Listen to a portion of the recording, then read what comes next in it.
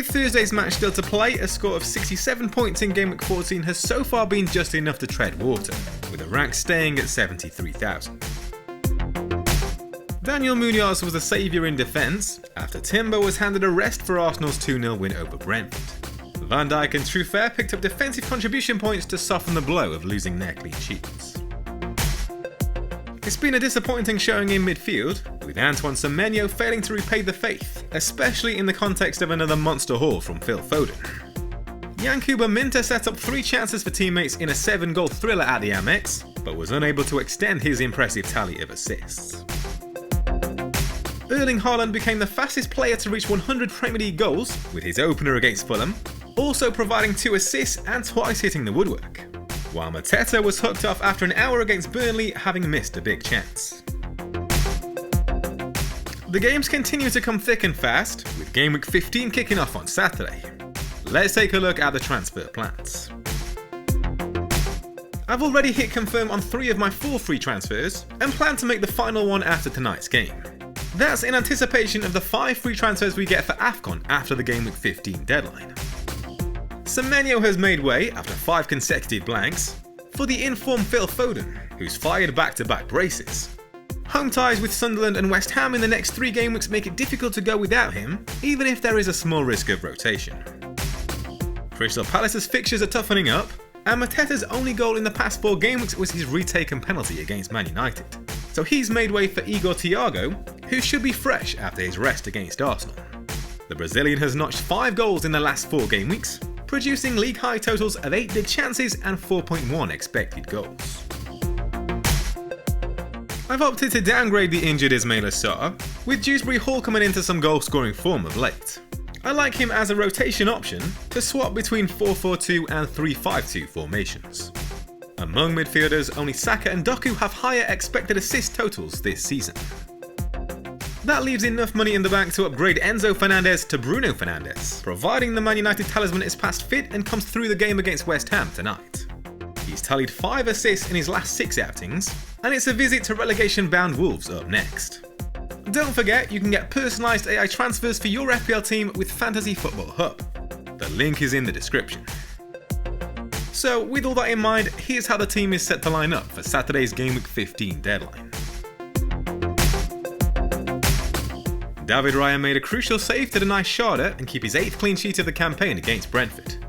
But up next, it's a trip to inform Aston Villa, who've won 8 of their last 9 matches. Only Man City have scored more goals in the past 4 game weeks.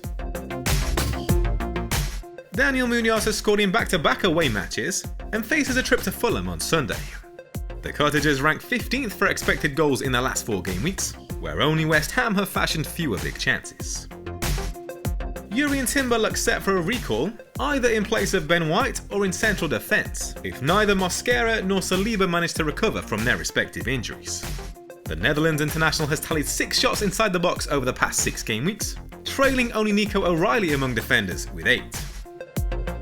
Liverpool restricted Sunderland to just 0.4 expected goals, with Virgil van Dijk largely at fault for Talby's deflected opener. We've seen a more pragmatic setup from Arne Slot of late, helping the Reds concede a league-low 3 big chances in the past 4 game weeks. But Leeds rank among the top 6 teams for expected goals in home matches this season.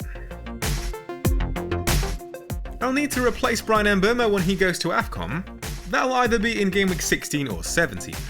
But before then, he's up against a Wolves side that have lost 7 matches on the bounce, conceding 15 goals. Only Bournemouth have shipped more in that time, with 16. Yankuba Minter has supplied a league-high 5 assists in the last 6 game weeks, to average 5.5 points per game. Only Enzo, Foden and Doku can improve on his 14 key passes in that spell. West Ham have given up 24 big chances and 13.5 expected goals since Nuno took charge in Gameweek 7, with only Burnley faring worst on either account. I'm leaning towards giving Dewsbury-Hall the nod over Reece James, though it is a rare occasion where we can somewhat reliably predict a start for the Chelsea defender, given his full rest against Leeds in midweek. But Caicedo's absence weakens the Blues defensively, and Dewsbury-Hall has been particularly impressive of late, amassing 2 goals, 1 assist and 4 defensive contribution points in the past 4 game weeks. Igor Thiago faces a Spurs side that have conceded 10 goals in 4 matches, the joint most along with Bournemouth. In the last 6 game weeks, in fact, only Newcastle, Leeds and Burnley have fared worse for expected goals conceded. But it's a fairly straightforward captain choice, with Erling Haaland back at the Etihad. The Norwegian has racked up 9 goals across his last 6 home matches, to average 10.2 points per game. Sunderland have gone 6 game weeks without a clean sheet, conceding 8 goals and ranking 15th for expected goals conceded. This team comes in at 91% on Fantasy Football Hub's team rating tool.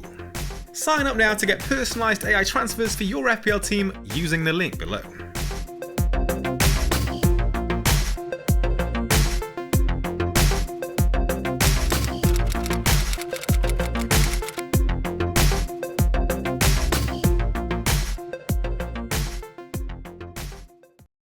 All the data included in this video is available on the Hub Opta Stats tool.